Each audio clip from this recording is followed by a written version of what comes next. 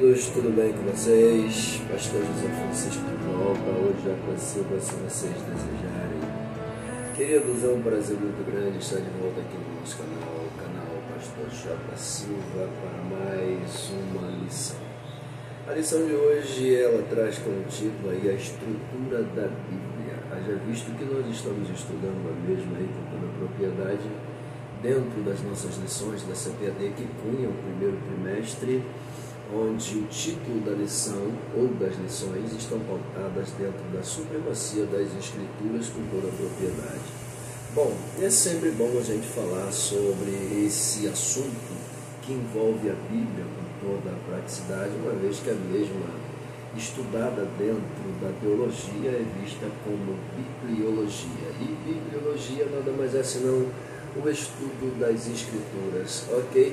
Bom, mas essa lição aqui pautada na lição de número 4, cujo título é este que acabei de falar, a estrutura da Bíblia, nos fornece informações maravilhosas, tanto para alunos quanto para professores e para aqueles que realmente são estudantes, amantes da palavra do Senhor com toda a propriedade. O texto áureo usado, o texto base, utilizado pelo autor, pauta Lucas capítulo 24, versículo de número 44, que diz o seguinte: E disse-lhes: Estas são as palavras que vos disse estando ainda convosco. Convinha que se cumprisse tudo o que de mim estava escrito na lei, olha só, na lei de Moisés, para ser mais exato, na lei de Moisés, e nos profetas e nos salmos. Então nós temos aqui três realidades, né? A lei, os profetas, tá? E os salmos. Automaticamente isso aqui já revela para a gente a pauta do Antigo Testamento com toda a evidência, tá? Até porque a gente vai ver também que na Bíblia de origem judaica, com toda a propriedade, não existe a divisão que existe na nossa, né? Dividido de forma sequencial todos os títulos e temas abordados ali dentro do Antigo Testamento. Na nossa tradução, a gente vai ver aqui na lição, nós temos uma divisão clássica que cunha aí a lei, que cunha aí os profetas, os poéticos, tá? Livros históricos. No Antigo Testamento da Bíblia judaica não existe isso, existe apenas lei, profetas e salmos. Tá? Mas o cunho é o mesmo e, é claro, com toda a evidência, isso aqui não diminui, pelo contrário, apenas torna a Bíblia muito mais evidente. Pois bem, a verdade prática do autor diz que a Bíblia se divide no Antigo e Novo Testamento, totalizando 66 livros divinamente inspirados, ou livros sacros, né? Como eu diria no caso.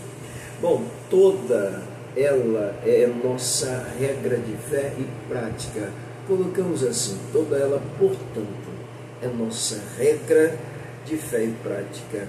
Veja bem, com toda a propriedade, única regra de fé e prática.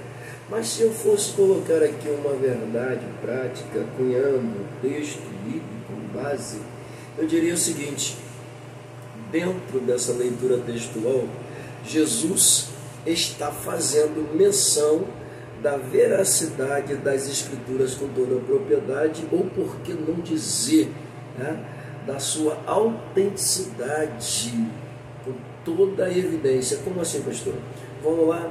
Ou por que não dizer da autoridade das Escrituras, onde ele mesmo é o tema central em todo o Antigo Testamento. Coisa linda isso aqui, não? Isso aqui é muito interessante. Ao passo que no Novo ele é a essência do cristianismo. Lindo demais isso aqui. Tá? Isso, se eu fosse colocar uma verdade prática, colocaria dessa forma. Mas a dele também está ótima, até porque já faz a gente entrar com toda a evidência na divisão clássica da Bíblia. Ok? Bom, mas vamos lá para a nossa leitura. Leitura essa que traz-nos aqui 6 belas aplicações, tá? Ou descrições, como eu sempre digo. A primeira delas, narra-se: nada pode ser acrescentado ou retirado das Escrituras. Isso é um fato, né? Isso é uma realidade assustadora. O que tem de gente querendo tirar, querendo aumentar, querendo alterar, não está no gibi. Tá? A Bíblia, até mesmo por conta das traduções, vem sofrendo algumas mudanças muito grandes, tá?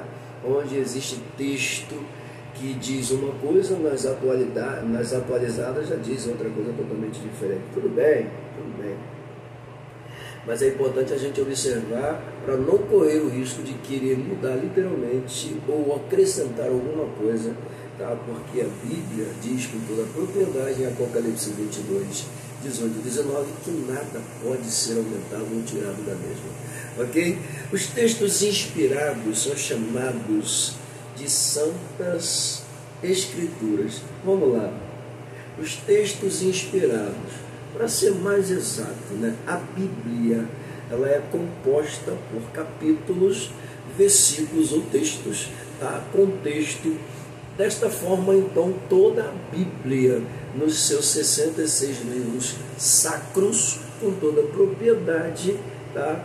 São chamados de Santas Escrituras, simples assim. Ok? O Antigo Testamento é dotado de veracidade e de autoridade. Coisa linda. Apenas para autenticar isso aqui, quando a gente fala de veracidade, a gente está falando de uma verdade concreta, absoluta, total, tá? Em todos os, como é que eu diria? Em todos os âmbitos, né? Pois bem, os livros inspirados e autorizados são chamados de canônicos. Os livros inspirados e autorizados são chamados de canônicos. A pergunta é, haveria necessidade de ser colocado essa palavra autorizados? Veja bem, tá? Os livros inspirados, nós entendemos que os livros inspirados são nada mais nada menos que 66 livros sacros. Os 66 livros que compõem a Bíblia, tá, com toda a propriedade, são descritos como livros inspirados. Então, automaticamente, essa palavra autorizados aqui, surge aquela interrogação do que ele está falando literalmente. Pois bem, existem os livros chamados apócrifos, tá, que não são livros de cunhos inspirados, são livros históricos até. Alguns até nos ajudam em alguns pontos da história, mas não são livros inspirados, tá? E por esta causa não fazem parte do cânon sagrado, ainda que em duas versões, tá, da Bíblia Católica nós venhamos observar que existem 7 livros a mais na edição pastoral, e na Vulgata Latina temos mais alguns livros que foram acrescentados, tá, por Jerônimo. A gente vai ver isso na lição com toda a propriedade, tá bom? Mas esses livros aí são apenas livros apócrifos, inclusive eles entram em contradição com o conteúdo sagrado. Isso gera um problema assustador, criando até base para algumas crenças fora da realidade bíblica possa ser praticada, tá bom? Vamos lá, continuando aqui. A igreja primitiva reconheceu e preservou, tá, os livros canônicos. Lindo demais isso aqui. Pastor, o que é canônico? Calma, na lição a gente vai ver. Tá bom? A palavra de Deus é atemporal e imutável. O que é isso? A palavra do Senhor não está presa ao tempo. Ela está dentro do tempo, mas não está presa ao tempo, porque ela não advém apenas do tempo. Ela vem de alguém que está fora do tempo, que nós conhecemos e chamamos de tempo cronos. Quem é esta pessoa? É o próprio Deus com toda a evidência. Por isso ela é atemporal e imutável, não está presa ao tempo. Tanto é que as Escrituras faltam aí quase ou mais de 2000 anos, tá, de isso Cristo, né? Imagina no momento em que surge a escrita, e a partir do momento que a escrita agora vai fazer o seu papel, trazendo a vontade de Deus para dentro de sua realidade, tá? Vai se observar que cerca de 5.000 anos, 5.500 anos, a escrita começou a surgir nas formas cuneiformes, símbolos, né? E aí no Egito, há 3.000 anos atrás, ela se desenvolve de forma assustadora. Pois bem, enfim, e até hoje a escrita literalmente está inserida totalmente na nossa história, na história da humanidade, e o próprio Deus fez questão de participar da escrita, redigindo, tá, os mandamentos, as leis e os estatutos. Ele mesmo na pedra e dando para Moisés, ok? Moisés quebra, claro, e depois que faz isso, o que Deus vai dizer para ele? Agora você vai lá e escreve, tá? Eu não mandei você quebrar nada, tá bom? E daí por diante a escrita se torna literalmente algo impressionante através do tempo e da história, tá? Pautando, centralizando, registrando, mostrando para nós a história como foi, como ela é e como não deve ser, ok? Porque muitas das vezes a gente olha para a história para não repetir ou cometer os mesmos erros. Aquilo que é bom, a gente procura, claro, mandar para frente, fazer, de repente dar uma nova roupagem, né? Mas enfim, é a história, tá bom? E aí a gente sai da nossa leitura, tá, diária e entra na nossa leitura bíblica em classe. A mesma está pautada aqui em Lucas 24, 44 a 49, tá? E eu tomei a liberdade de deixá-la bem sucinta, bem prática e bem objetiva, uma vez que a leitura por si só, tá, ela vai ser colocada em evidência através do Cristo, ou seja, Jesus e as Escrituras. Vamos lá, a leitura principal, tá?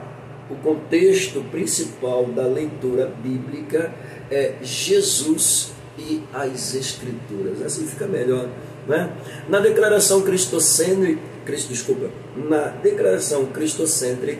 do capítulo apresentado aqui, tá? Jesus, ele é literalmente quem faz menção, Jesus, tá? Fazendo menção de si mesmo, dizendo com toda propriedade, tá, que o que havia sido escrito sobre ele na lei, nos profetas, tá, e nos salmos deveriam serem literalmente cumpridos para a honra e glória do seu nome. Na verdade, ele diz: convinha que se cumprisse tudo o que foi dito na lei, nos profetas e nos salmos a meu respeito. Então, na declaração cristocêntrica, Jesus literalmente faz menção, tá, de si mesmo, alocando-se dentro dela como tema principal. Coisa linda.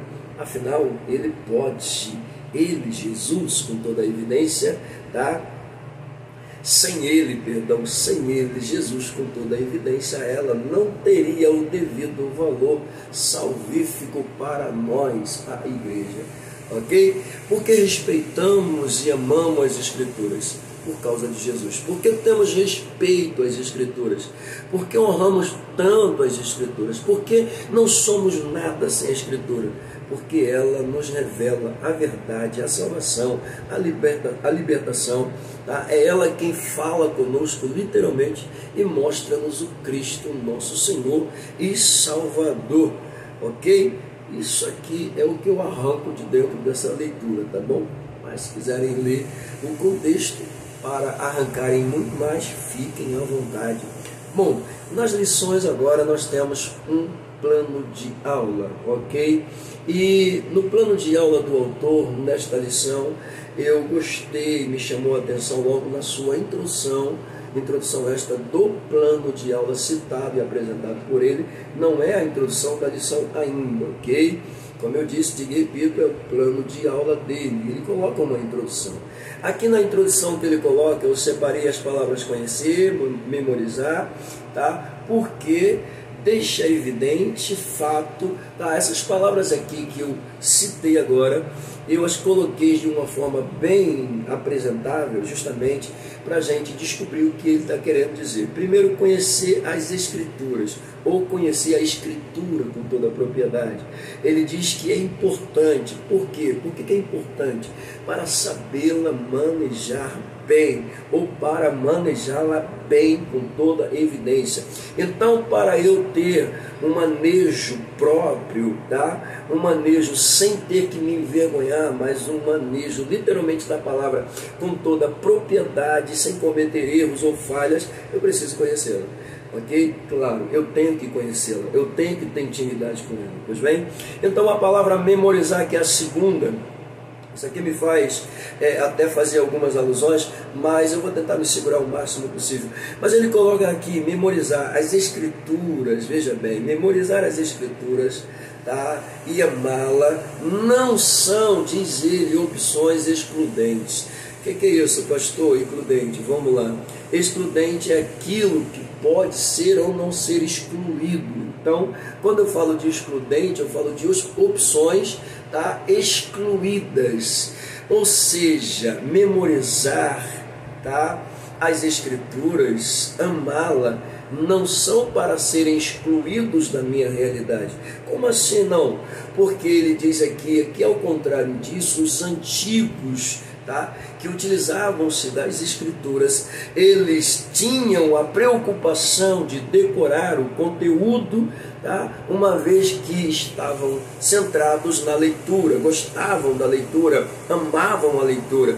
Tanto é que ele faz até uma apresentação usando a etimologia da palavra para dizer que decorar está associado ao coração. Ou seja, então decorar é aquilo que sai de dentro de você, tá, e te leva para dentro do teu coração. É mais ou menos isso, né? Então eu decoro aquilo que eu gosto, eu decoro aquilo que eu realmente amo, eu decoro aquilo que eu considero, eu decoro aquilo que é bom.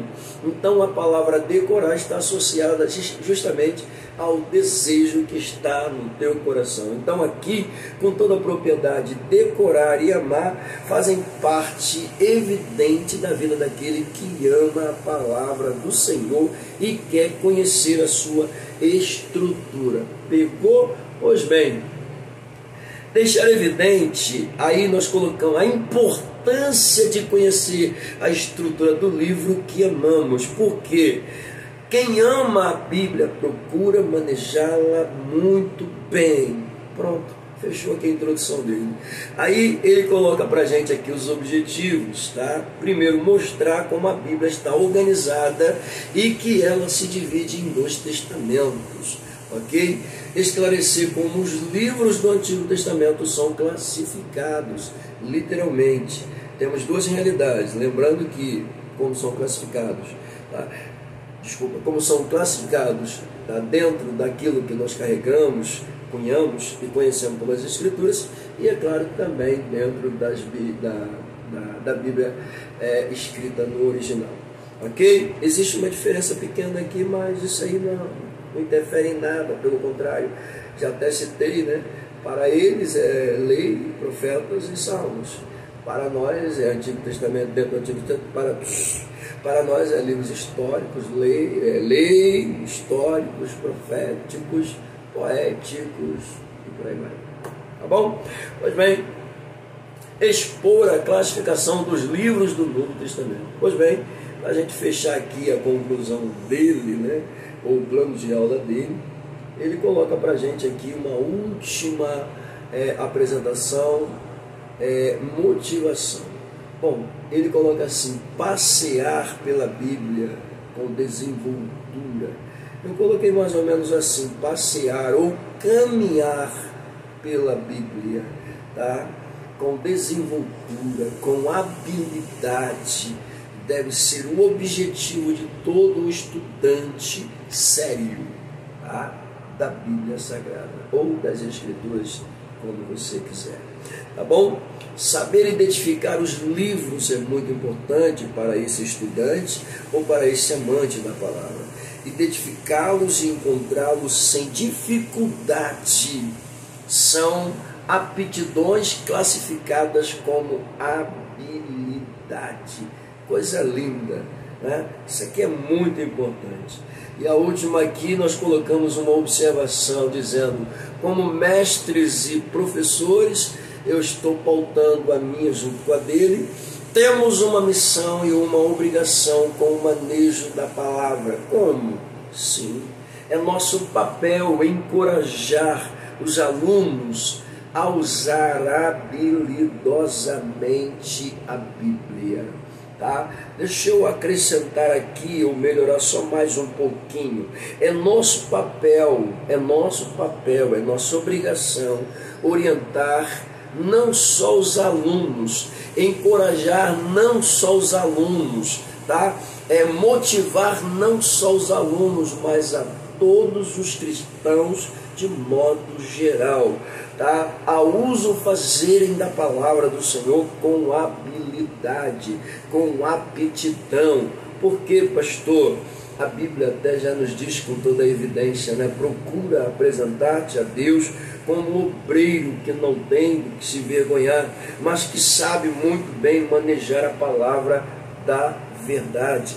Ok? Isso é lindo demais. Pelo amor de Deus, deixa eu sair daí desse plano de aula dele e vamos para a introdução, literalmente. Chegamos então na introdução da lição agora, tá? Saindo aqui das apresentações do plano de aula, a gente chega na introdução. Quando a gente chega na introdução, o autor vai falar aqui com toda a propriedade que a Bíblia, tá, majoritariamente foi escrita em duas línguas, a saber, tá? Ele coloca aqui o hebraico e o grego, lembrando que o grego cunha o Novo Testamento e o hebraico cunha todo o Antigo Testamento. É bem verdade que dentro dessas duas realidades temos ainda uma terceira língua sendo utilizada dentro do Antigo Pacto, tá? Em algumas partes, tá, essa língua aparece. Que língua é ela, pastor? É o aramaico. Há quem diga que Jesus falou o aramaico no seu tempo. Bom, não vou entrar nesses pormenores, só sei de uma coisa: a Bíblia foi escrita, tá? Digamos que 99%, tá, no Antigo Testamento no hebraico, no Novo Testamento 100% no grego. Esse 1% fica por conta desse aramaico que aparece aí em algumas referências bíblicas. Falou? Tá bom? Então eu posso dizer com toda a propriedade que a Bíblia foi escrita não só em 2 idiomas, mas em 3 idiomas. Aqui ele faz questão de apresentar 2, mas lá dentro ele vai falar sobre os 3 literalmente. Então não se assuste, tá bom? Continuando aqui, saindo então aqui já da introdução, só para constar, tá? Ela foi escrita nessas duas línguas, porém, os livros são divinamente inspirados, ok? Isso aqui até mexe com a nossa leitura, onde algumas partes ali foram citadas, tá? Que textos inspirados, tá? Livros inspirados e não inspirados, enfim. Aqui na introdução, antes da gente fechar literalmente, ele coloca: seus livros são divinamente inspirados e formam o cânon bíblico. Pegou? Vamos lá. Tópico de número 1, então, desta lição: como a Bíblia está organizada. Coisa linda demais.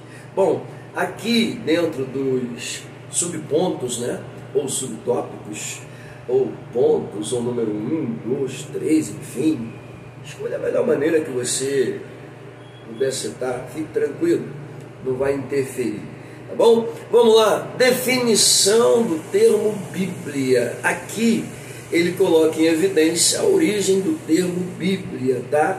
Vamos lá, a palavra Bíblia, diz ele, isso é uma verdade, tem origem tanto no vocábulo grego, tá, como no latim. Vamos lá, no grego é biblos, que significa livros, com toda a propriedade. Ele coloca aqui, e tem conotação de qualidade sagrada. Pois bem, definição clássica, simples, pura e evidente de Bíblia, do grego é biblos, tá, cujo significado é livros. Pegou? Pois bem, e ele coloca aqui a palavra Bíblia no latim. Agora ele vai para o latim. Ele vai dizer o seguinte: é um substantivo feminino singular que igualmente exprime a ideia de livro. Por volta do ano, por volta do ano 150 depois de Cristo, os cristãos passaram a usar o termo da Bíblia. Olha só, tá? Ele apresentou aqui o termo original de Bíblia no grego, biblos, fez uma menção da expressão da mesma no latim, e agora ele coloca aqui dizendo que por volta de 150 depois de Cristo, os cristãos passaram a usar literalmente o nome da Bíblia, tá? Os livros, com toda a propriedade, para se referirem às Escrituras. Coisa linda demais, né?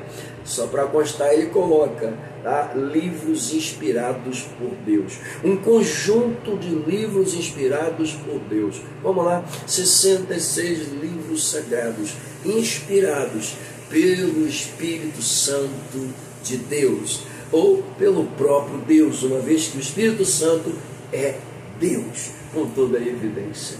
Tá bom, querido? Fiquem à vontade, vamos lá. Número 2, canon. Veja bem, canon. A expressão canon, diz ele aqui, precede do hebraico cané. Vamos lá.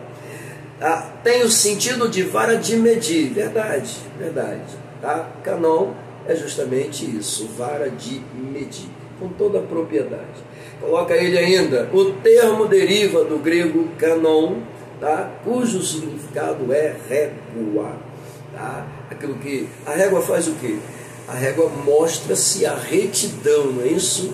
Ela praticamente regula a estrutura daquilo que está desnivelado ou fora, tá, de uma contextualização onde a metragem esteja sofrendo alguma deterioração. Quase que não sai a palavra, mas saiu devagarzinho aqui, mas saiu. Tá? Então, régua serve para isso. Medir, literalmente, medir. Puxa vida, se régua serve para medir, a palavra é o quê?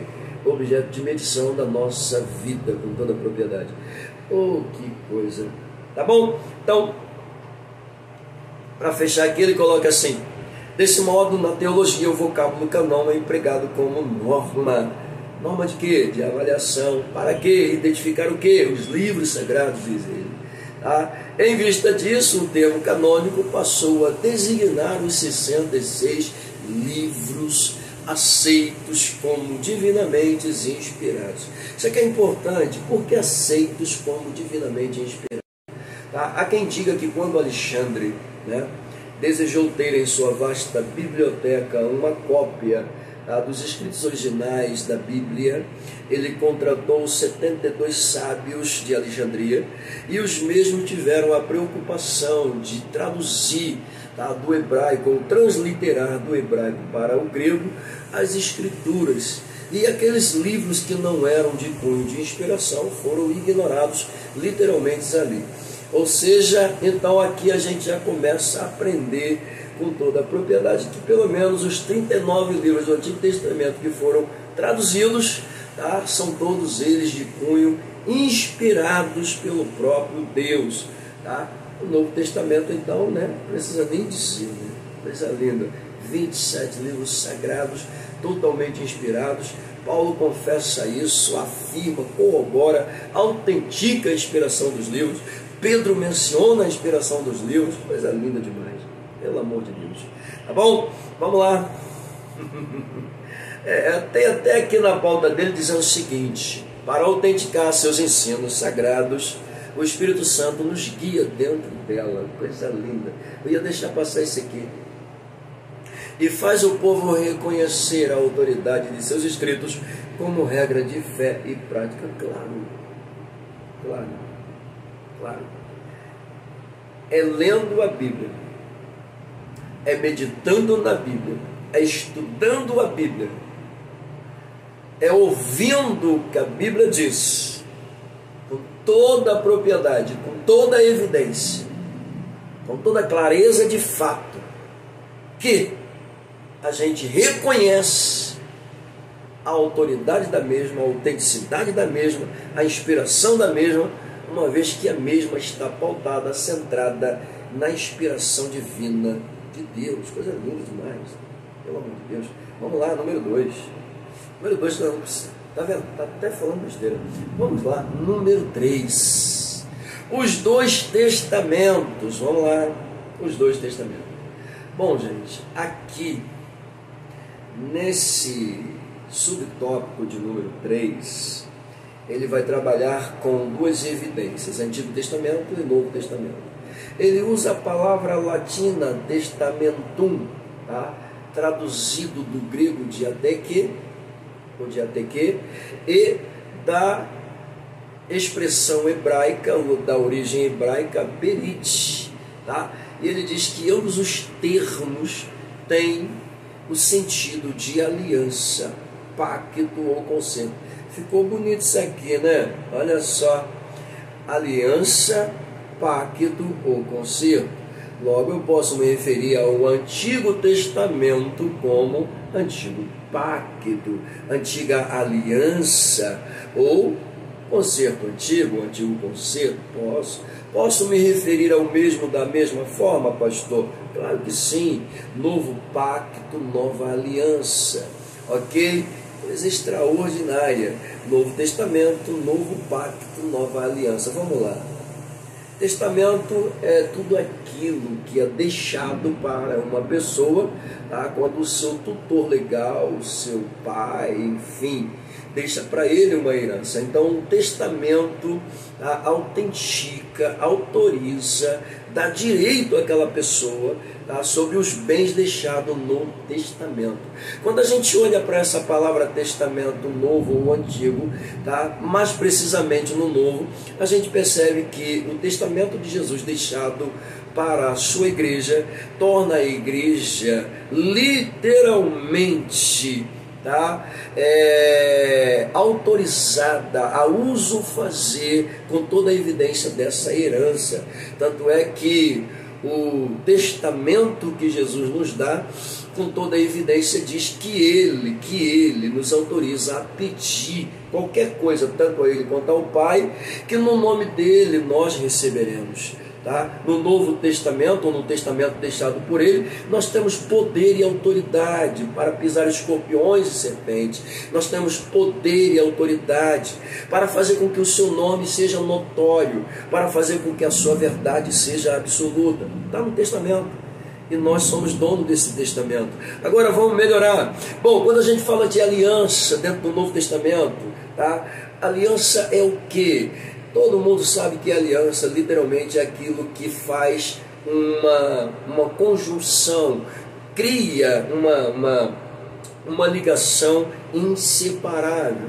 Tanto é que para os casais, para confirmar um casamento, usa-se uma aliança, tá? E nessa aliança, o casamento torna-se inquebrável. Então, dentro dessa visão de Novo Testamento, nova aliança, Jesus está deixando para a sua igreja uma aliança inquebrável, ok? Coisa linda, né?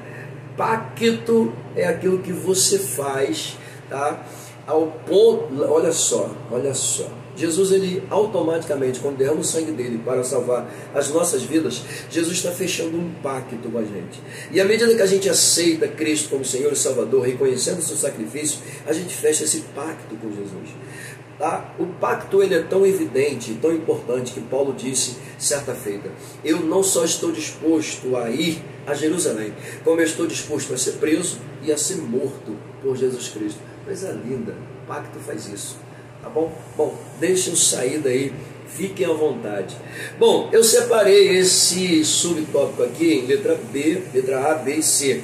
Já falei da letra A, né? Na letra B, ele coloca aqui, tá? A expressão Antigo Testamento foi inaugurada por Paulo. Logo, quem usa a expressão Antigo Testamento foi Paulo. Obviamente, isso aqui já vai mostrar com toda a evidência porque que o Novo Pacto também vai ser chamado de Novo Testamento. Falou? Muito bem, continuando aqui. E refere-se aos livros dos judeus reconhecidos por Jesus como as Escrituras, mais precisamente os 49 do Antigo Pacto. Falou? A lei, os profetas e os salmos. Veja bem, o Antigo Testamento, tá? Refere-se ao livro dos judeus, na verdade, o livro dos judeus, tá? A tradução dos judeus, tá? No Antigo Testamento é dividido em 3 partes. Como assim? Lei, profetas e salmos, tá? A nossa divisão já ganha um pouco mais de livros, de nomes, tá? Mas, como eu já disse, isso aqui não altera o conteúdo nem a inspiração da Bíblia com toda a evidência. Vamos lá, letra C. O termo Novo Testamento foi usado para se referir ao cumprimento profético de Jesus como o mediador da nova, olha aqui, da nova aliança. Essa expressão também passou a designar os escritos inspirados dos cristãos, igualmente reconhecido como as Escrituras, conforme apresenta-nos, tá? Pedro em sua epístola, capítulo de número, na verdade, sua segunda epístola, capítulo 3, versículos 15 e 16. Coisa extraordinária isso aqui, pelo amor de Deus, tá? Bom, alguns fatos e particularidades da Bíblia me ajudam a entender isso aqui de forma muito mais clara. Como assim? Antes de Bíblia ser, ou de ser chamada de Bíblia, tá? A mesma era chamada de pergaminhos, de rolos, tá? De escrituras. Mas quando veio a se tornar Bíblia por conta dos primeiros cristãos, como já foi citado aqui, no ano 150 depois de Cristo, onde passaram a usar os livros sagrados, chamando-os de Bíblia, tá? Os livros, como já foi dito com toda a evidência. Aqui, tá? Dentro dessa particularidade que me ajuda a entender esse contexto, eu encontro o seguinte, tá? A Bíblia não era dividida em capítulos e versículos como nós a conhecemos hoje. Não. A primeira divisão foi feita em capítulos, tá? E isto aconteceu em 1250, ok? Pelo cardeal Hugo de Saint-Cher. Olha só, de Saint-Cher. Está escrito aqui Saint-Cher, né? Vamos lá. Muito bem. Então esse cardeal aqui, o cardeal Hugo de Saint, não sei das contas que Cher, tá? Foi ele quem particularmente tomou a iniciativa de dividir o conteúdo sagrado, tá, em capítulos para facilitar a leitura e a compreensão, tá, dos novos crentes ou dos novos adeptos desse chamado cristianismo. Ficou melhor. Tá? Bom, deixa eu ver aqui, cardeal Hugo de Saint-Cher, abade dominicano e estudioso das escrituras. Fica melhor, né? Vamos lá. A divisão em versículos, senhoras e senhores, foi feita em 2 vezes, diz o autor, tá? Dentro da sua particularidade, tá? O Antigo Testamento, tá, foi em 1445, tá, pelo Rabi Natan. O Novo Testamento em 1551, por Robert Steven, tá, um impressor em Paris, que foi um impressor, para ser mais exato, é porque a gente está lendo aqui, né? Então acaba tendo essa dificuldade. Eu quero ler e eu quero falar, então fica difícil, né? Mas vamos lá, ou eu leio ou eu falo, não dá para fazer os dois aqui. Vamos lá. Por Robert Steven, um impressor em Paris. Steven publicou a primeira Bíblia Vulgata Latina, diz ele aqui no seu cunho histórico, dividida em capítulos e versículos em 1555. O Antigo Testamento tem 929 capítulos e 23.214 versículos, ok? Isso aqui já começa a mexer um pouco, né? É um pouco só da estrutura. É um momento clássico quando a gente vai começar a tratar de pontos maravilhosos sobre a Escritura com toda a propriedade, tá? O Novo Testamento, 260 capítulos e 7.959 versículos. Aí ele coloca mais ainda aqui, a Bíblia toda possui 1.189 capítulos e 31.173 versículos, ok? Aqui não adianta a gente querer ser, não, tem que ser devagar, aqui é didático literalmente, tá? O número de palavras e letras, diz ele aqui, depende do idioma e da versão. Por quê? Porque já foi apresentado inclusive aqui que a Bíblia possui, deixa eu dar uma caçadinha aqui, deixa eu pegar aqui para mostrar para vocês, tá? Estou aqui com esta enciclopédia Wes Boyer, ou melhor, pequena enciclopédia bíblica. Aqui, com toda a propriedade, quando a gente começa a falar sobre essa questão de números, tá, que envolve a Bíblia Sagrada, deixa eu achar aqui, Bíblia, vamos lá, Bíblia, tá bom? Já calma aí, não vai embora não, fica aí. Bom, olha só, Bíblia, tá? Todos os 66 livros da Bíblia juntos contêm a revelação de Deus aos homens. Foram escritos por cerca de mais ou menos, ele aqui coloca 36, mas são mais ou menos aproximadamente 40 escritores, como a gente já viu. tá? Ele também coloca aqui dizendo por cerca de tempo, né, em que ela foi escrita. A gente falou com toda a propriedade de 16 séculos ou 1600 anos. Pode ser que possa ser, como a gente trabalha com data aproximada, tá? Há quem acredite que seja 1500 anos, ou seja, 15 séculos, tá? Então ela permeia entre 15 séculos e 16 séculos. Com toda a propriedade, a gente utiliza 16 séculos de uma vez. Faltando pouca coisa para 16, aumenta logo para 16. Tá? Então aqui nós temos essas duas realidades. Tá? Isso aqui é muito importante a gente observar, porque ele aqui vai colocar para a gente, pega isso aqui, olha o que ele vai fazer aqui. Tá? Números de livro 39, no Antigo, 27 no Novo, totalizando 66 livros sacros. Número de capítulos, como já vimos aqui, 929 no Antigo, tá? 260 no Novo também já apresentado. Tá? Número de versículos apresentado aqui, ele coloca aqui 23.214. Deixa eu ver aqui. 23.000 no Antigo. Vamos lá. Acho que tem um número a mais aqui.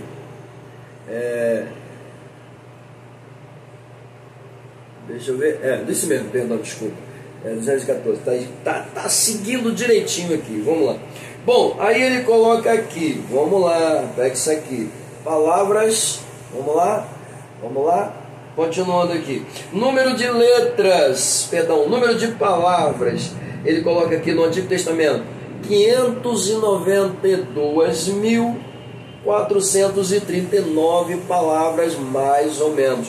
Por isso que ele coloca aqui, depende da versão, da tradução, tá bom? Muito bem. No Novo Testamento nós temos então 181.253 palavras, mais ou menos também dependendo da tradução. Ele até do lado aqui, colocando na totalidade essas palavras entre Antigo e Novo, vai dar, olha só que coisa, né? Entre Antigo e Novo vai dar 773.692 palavras. Tá bom? Tem mais. Vamos lá. Número de letras no Antigo Testamento: 2.728.000 letras. Tá? 708.100 letras. Vamos lá. No Novo Testamento, 838.380 letras, sempre utilizando aquele número mais ou menos. No total, 3.566.480 letras. Coisa assustadora, né? Bom, o livro do meio, Provérbio, tá? No Antigo Testamento, no Novo Testamento, segundo os Tessalonicenses. Na Bíblia toda, tá? Miqueias e Naum. O capítulo do meio, Jó 29 no Antigo Testamento, no Novo Testamento, Romanos 13 e 14. Tá? Na Bíblia toda, Salmo 117. O livro menor, Obadias, no Antigo Testamento, no Novo, tá? A terceira epístola, segundo escreve São João. Tá? E na Bíblia toda, continua sendo a terceira epístola, segundo escreve João. Ok? O versículo mínimo, esse daqui vai automaticamente, não há nenhuma necessidade de eu dizer qual é, porque embora uns utilizem João, tá? Capítulo 11, versículo 23, capítulo 11, versículo 35, há quem diga que é Lucas, Deuteronômio, isso. Então isso aqui depende muito, tá, da tradução. A tradução, ela com certeza vai aumentar ou vai diminuir, tá bom? Então isso aqui foi só para a gente ter uma ideia, tá, dessa estrutura da Bíblia com toda a realidade, tá bom? Eu apenas aloquei aqui essa particularidade para tornar mais enfático o que nós estamos estudando, que é a Bíblia Sagrada. Bom, para a gente fechar aqui então a particularidade da lição, ele coloca que dentro da mesma é possível observar 8.000 vezes menções, tá, sobre Deus, sobre vários nomes divinos. tá? Essas 800.000 vezes em que o nome do Senhor é apresentado. Há quem diga que são 800.000 vezes, 8.000 vezes, não sei de onde eu arrumei 800.000, mas vamos lá. São 8.000 vezes a palavra Senhor. Claro que esse Senhor, como ele diz aqui, alocados aos seus nomes divinos. Ok? Bom, faz também aqui menção de 177 vezes no bicho, não quis saber do nome desse troço, nada, tá bom? Mas tudo bem. Ele colocou aqui, são com histórico, a gente está falando da estrutura da Bíblia, tá? São 177 vezes menção do bicho lá, desse cara aí mesmo. Bom, vamos lá. Tem que dar importância para ele, né? Vai fora. Bom, e aqui para fechar então, vamos lá. Nós temos o nosso canal protestante, tá? São 66 livros. Tem o canal católico que tem 7 livros a mais. Esses livros são apócrifos, tá? E esses livros apócrifos a gente vai falar sobre ele ainda. Então vamos para o tópico de número 2. Bom, chegando aqui no tópico de número 2 da nossa lição, nós temos aqui, dentro dos subtópicos apresentados, os livros do Antigo Testamento é o primeiro. Os livros do Antigo Testamento.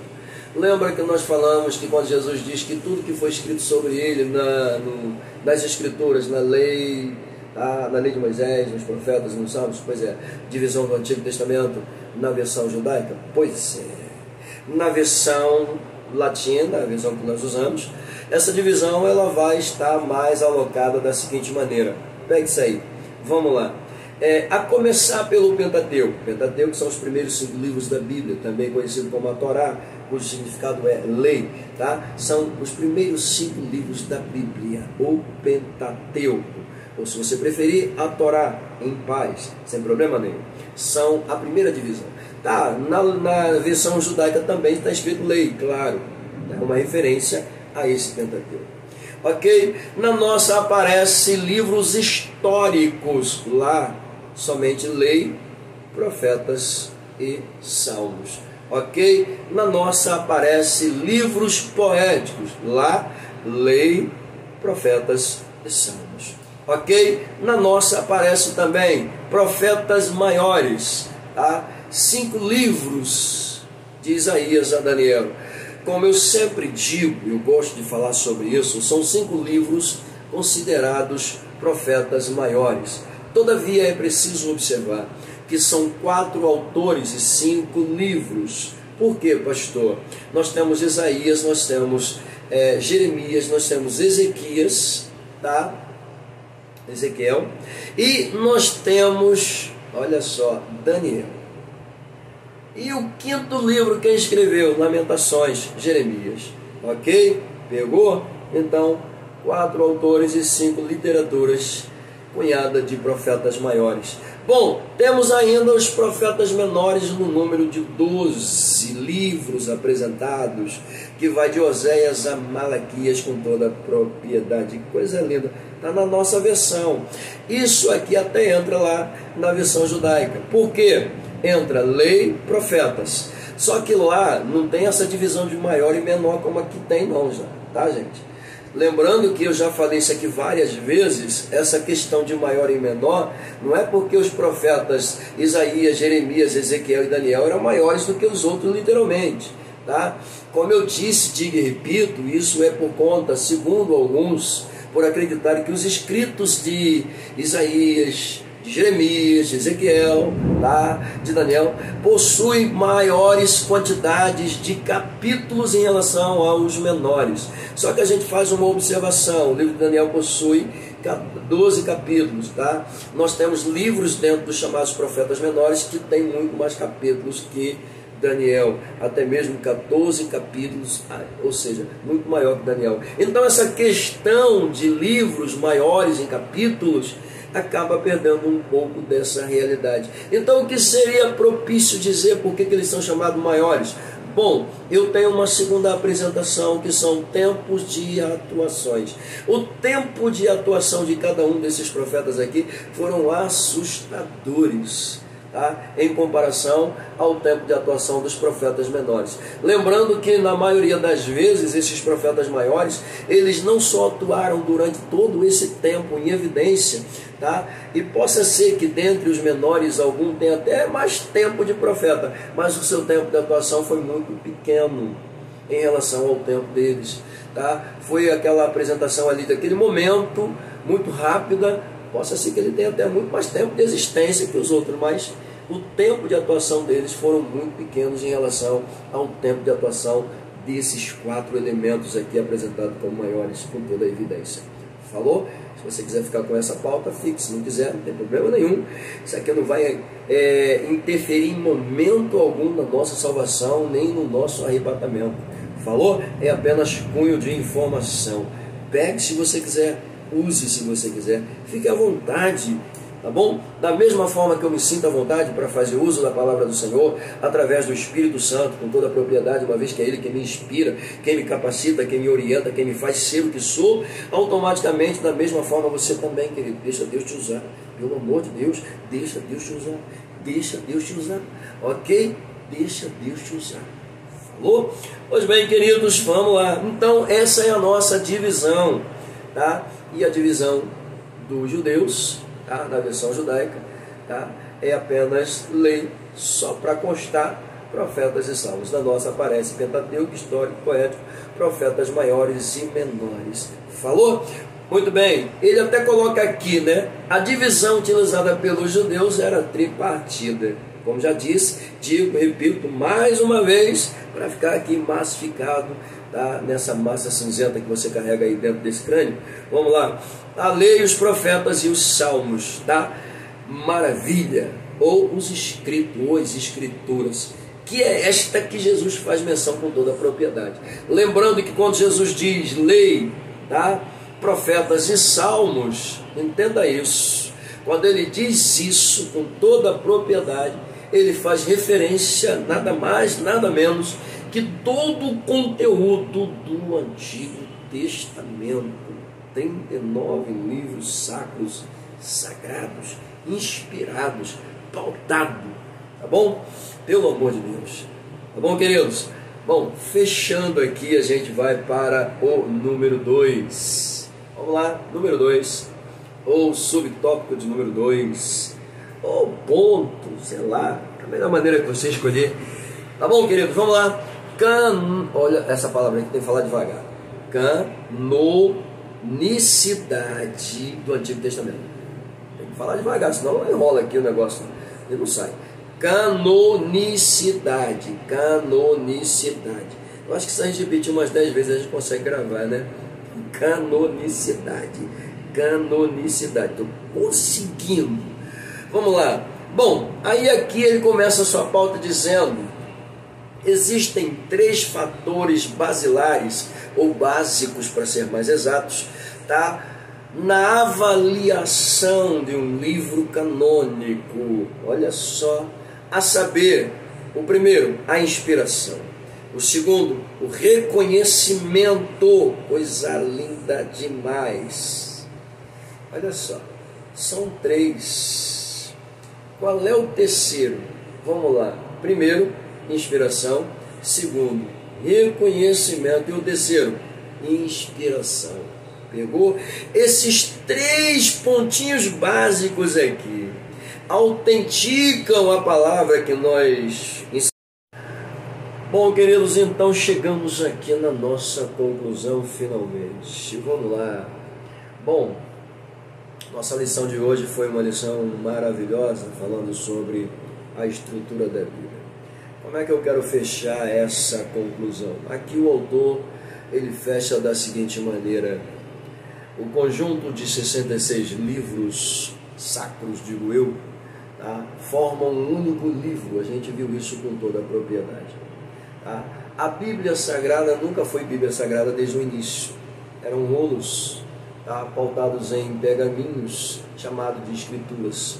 Daí por diante, conforme a gente acabou de ver aqui na lição, datados de 150 depois de Cristo, passou a ser utilizados rolos escritos, escrituras, como a Bíblia, ou seja, os livros, tá, com toda a propriedade. E os livros então eram compostos aqui nada mais nada menos que 66 livros sacros, divididos em 39 no Antigo e 27 no Novo. Tá? Todos eles possuidores de uma canonicidade exemplar.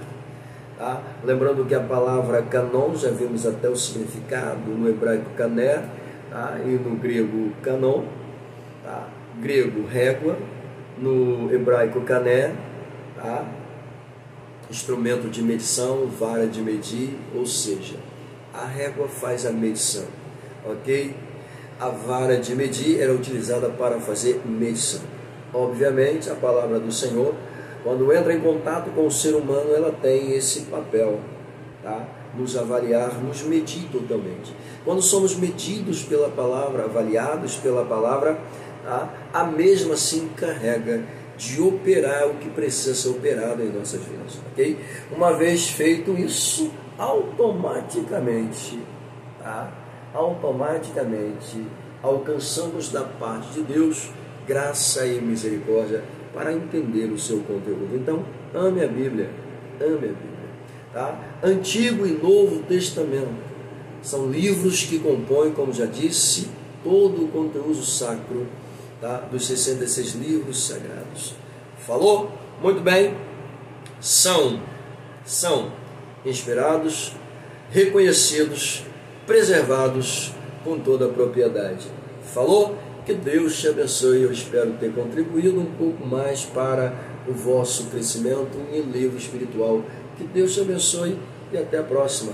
Tá? Na próxima semana estaremos falando mais ainda sobre a importância desse livro sagrado. Tá? Então não nos abandone, fique conosco. Tá? O canal Pastor J. Silva se sente grato pela sua companhia. Tá? A sua companhia me fortalece. Mas quem fortalece o canal é o seu like. Se você puder deixar, eu te agradeço. Tá bom? Pega esse dedo abençoado, já deixa um like. Tá? Faça a sua inscrição, nos acompanhe, fique conosco. Acione o sininho, deixe um comentário, fale alguma coisa. Vem para cá, vem fazer parte da família. Tá? Pastor J. Silva se sente extremamente grato com a sua companhia. Lembrando também que o nosso canal EBD Adelve também conta com a sua companhia. Então dá uma passadinha lá, se inscreva no canal, tá bom? Deixa um like também. Falou? O canal Pastor J. Silva e o canal EBD Adelve estão sincronizados na mesma sintonia, pelo menos enquanto estivermos dentro, tá? E com esta responsabilidade de nos fazer a palavra do Senhor edificando vidas através da vida.